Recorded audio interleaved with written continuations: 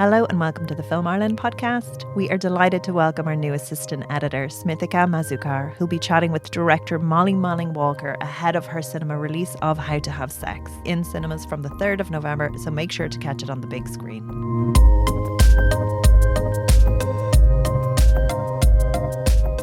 I watched the film, and before I get into that, I just want to know how you're doing with everything. The film's been on screens, the film's been to festivals, it's won awards, and I can't imagine the feeling. I just want to know how you're doing. Yeah, good. It's really nice that people are getting to see the film, and I guess you spend so long worrying that no one's gonna like it. So it's nice for it to be out in the world, and yeah, no, it feels good. Sort of desperate to make another film now more than anything. And congratulations, it's such a stellar film with such a splendid cast, amazing acting, amazing writing.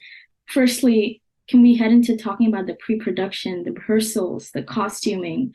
Because when I watched the film, I was so stunned by how the color is literally stripped from the costumes. They start with so much color, fluorescent greens, purples, pinks, and then by the end of it, they're all wearing white.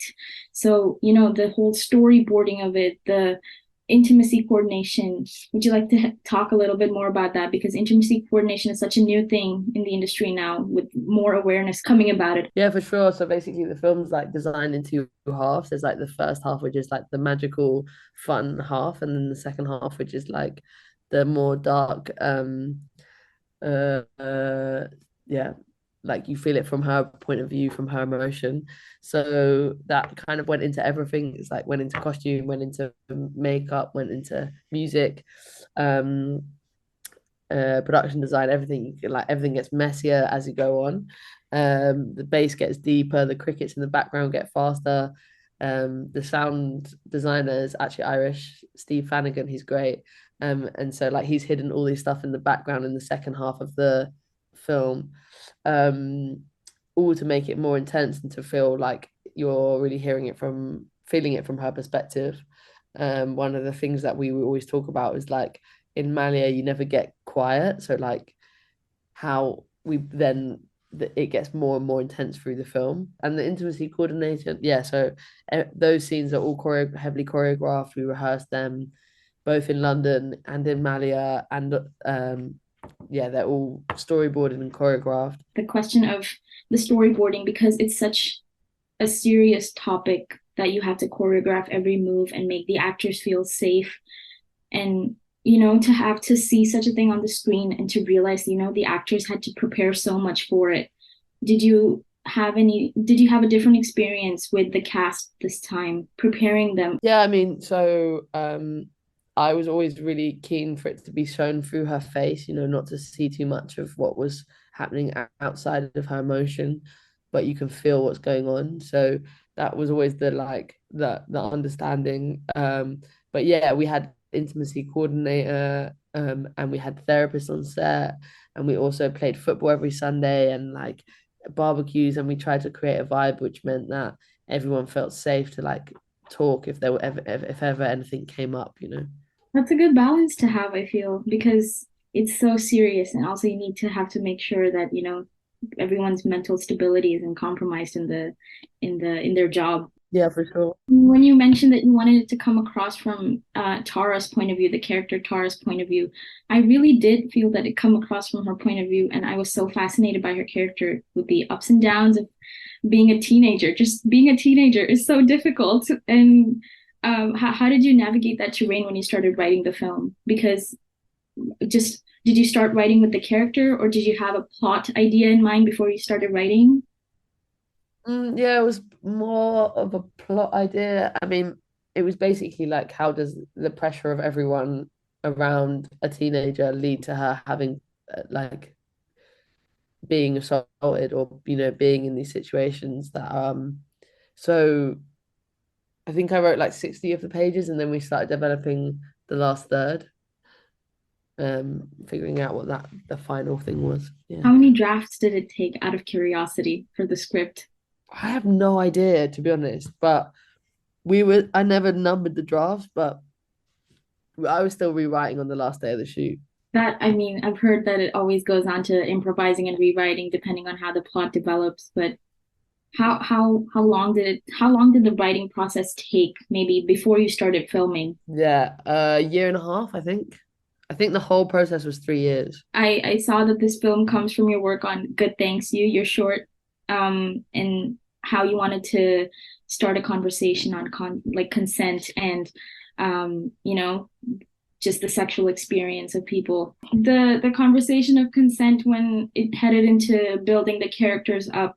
What did you have in mind for Tara's experience? Because the film is a lot of show and not tell.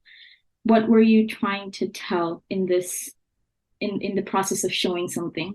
I guess that is like more of a human experience that like we should feel we should feel empathy and understand and feel kindness towards people rather than, you know, I always say like if you were talking to someone and they stopped speaking and they went like weird, like internal, not weird, you would be like, oh, are you okay? But for some reason when you're having sex with someone and they go internal, that everyone's like, oh, it's not assault, and it's like, but you wouldn't carry on speaking at someone if they went insular. So why would you carry on having sex with someone?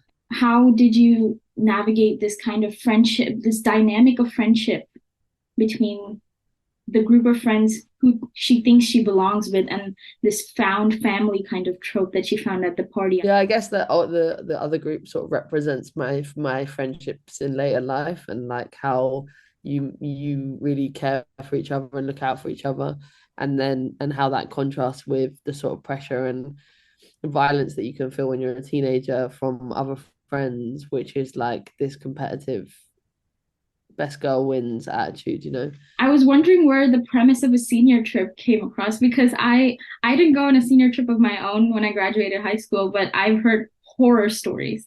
And when I saw the film, it gave me sort of like a visual aid to everything that I've heard about anything that I know to be adolescent horrors. um, so how did this premise come across when you were writing the film? I think these situations happen in so many different types of walks of life, like, you know, out in your local town or camping or you know, whatever that scenario is. But I think it's really heightened in these worlds, and I think they're sort of promoting having sex. That on the towels there's naked women, on the lighters there's naked women. So there's kind of pressure from the environment that I was really interested in. Did you imagine the audience of the film to be teenagers, or did you have an audience in mind when you wrote the script, when you produced the film? I guess it's always been like a big hope that teenagers will watch the film and kind of think differently. But what's really interesting about showing it is that we sort of realize that this is something that, you know, affects even, we had this crazy experience with like an older man who was like, I just realized I've been a paddy. And I think, you know, the more that happens, the more you realize that everyone kind of needs this film. That is that is really true. I did recommend it to a bunch of my friends, and I have a teenage sister, so I recommend it to her friends too. So I hope they really go out and watch it when it's out of the theaters too. Oh, I hope so.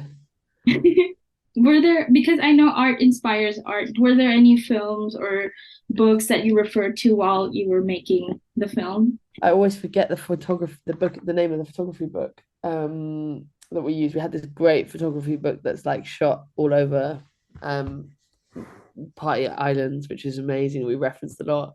And then Andrea Arnold's American Honey was a big reference. And Fat Girl, do you know Fat Girl? It's Catherine Briette. It's an amazing film, and it's about sisters kind of pressurizing each other to have sex. It's really cool. Definitely adding it to my list. I was also wondering what your favorite part of filmmaking is because I see that you have a lot of experience with shorts, writing them, directing them, but also being the DOP on a lot of projects. What's your favorite part? What do you look forward to when you like arrive on set? Um, Probably the shoot I love the most. Like trying to figure out problems live, um, trying to problem solve in front of like, you know, you have the time pressure, and I really love that sort of energy. And what about the post-production process? Because that really is the chunk of, I feel like when you film, you get a lot of content out, but then the editing is where everything starts to take shape. Do you enjoy it? Do you like editing as a DOP, as a filmmaker? I guess it's the first time I've been really close to the edit in terms of for that amount of time. I struggle because there's so many possibilities and I hate that. Whereas when you're shooting, there's only so many possibilities that you can navigate. That is true. I have one last question for you. I won't take up more of your time. Do you have any advice for people who are just stepping into taking their first steps into the industry currently with hiring freezes, housing crisis? There's a lot of things preventing people from taking the steps of where they want to be. Do you have anything to say to them? Yeah, definitely. Make films with your friends and don't worry about the kit. Make low budget films with whatever you can get your hands on, because that's going to be the best version of what you can put out there. Thank you so much, Molly. Thank you so much.